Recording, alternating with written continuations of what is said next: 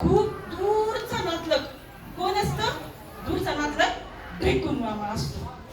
ढेकून माहिती का तुम्हाला? ढेकून आताच्या काळात फारसं पाहायला मिळत नाही, पण तेव्हा ढेकून पाहायला खूप मिळतात बघा.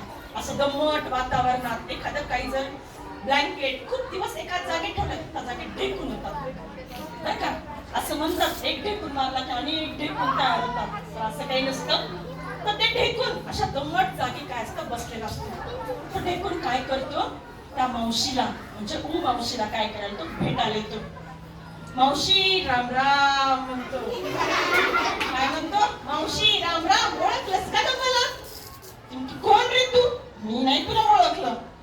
ती म्हणते हा अगं असं कसं? मी तुला खूप दूरचा नातेवाईक आहे. ती म्हणते असशील नातेवाईक, मी काय करू? ती म्हणते अगं तू खूप दिवस झाला राजाचं रक्त पिऊन पिऊन काय झालीस, दष्टपुष्ट झालीस, जरा आम्हाला पण चव चाकू दे. नाही नाही म्हणती, ज्या पावलाने आलास त्या पावलाने परत जा. राजाचं रक्त तुला पिण्याचा अधिकार नाही किंवा तुझी कुवत पण नाही. हा तो म्हणतो जास्त बोलू नकोस मावशे, तू इतके दिवस त्याचं रक्त पिऊन पिऊन धष्टपुष्ट झालीस, जरा आम्हाला पण पिऊ दे, मला पण जरा धष्टपुष्ट होऊ दे. मी बघ कसा हडकुडा, तू बघ कशी ढोली ढोली झालीस, आम्हाला पण होऊ दे. काय म्हणते? ती म्हणते जास्त बोलू नकोस, ज्या पावलाने आलास त्या पावलाने परत जा, कारण तुझा दंश राजाला जर झाला तर फुकट मरशील तू. ती म्हणते नाही नाही मावशे, तू काय कर, तू अगोदर रक्त पिऊन घे, तुझं झालं पोट भरलं की मग मी काय करतो, त्याचं चविष्ट रक्त पिण्याची मी जातो.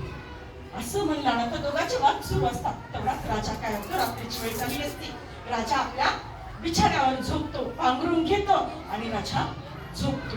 झोपल्यानंतर काय होतं, जाते हळूच राजाच्या जवळ.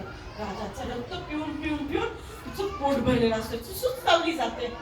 सुस्तावला गेल्यानंतर बाजूला सरकते आणि मग ढेकून काय करतो, तिला विचारतो जाऊ का मावशे? मी मावशे मावशे जाऊ का? जा, पण दंश करत असताना खूप हळू कर, माझ्यासारखाच दंश कर. तुझा जर दंश खूप जोरात झाला तर फुकट मरशील.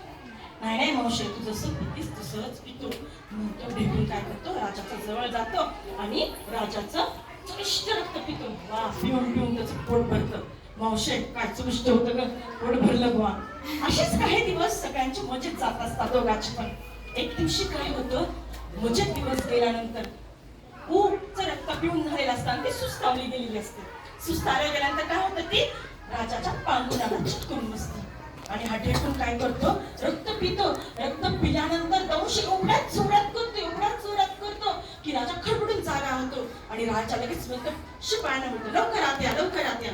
हा तरी म्हणतो ना नाही तर ढेकून काहीतरी असावं ज्यांनी मला आता काय केलं, खूप जोरात दंश केला. ढेकून लगेच माहित होतं, ढेकून काय करतो, लगेच पळत पळत पळत पळत एका पॉटच्या सांधीत जाऊन बसतो आणि कुठं असते, पांघरुणाला चिटकून बसलेली असते. सगळे शिपाई काय करतात, पूर्ण हंतरून पांघरून काढतात आणि पाहतात तर काय, एक ऊब कुठे चिटकलेली असते, पांघरुणाला चिटकलेली असते. तिला घेतात आणि चिरडून मारून टाकतात. तेव्हा ढेकून काय करतो, हसतो, चला आता आपलं राज्य कायमचं राहणार असं म्हणून तो काय होतो, खुश होतो. बघा, आपल्या आयुष्यामध्ये कधी कोणाला वाटेकडी करायची असतील तर काय करावं लागतं, विचारपूर्वक करावं लागतं. करावं लागतं की नाही? आवडली का गोष्ट?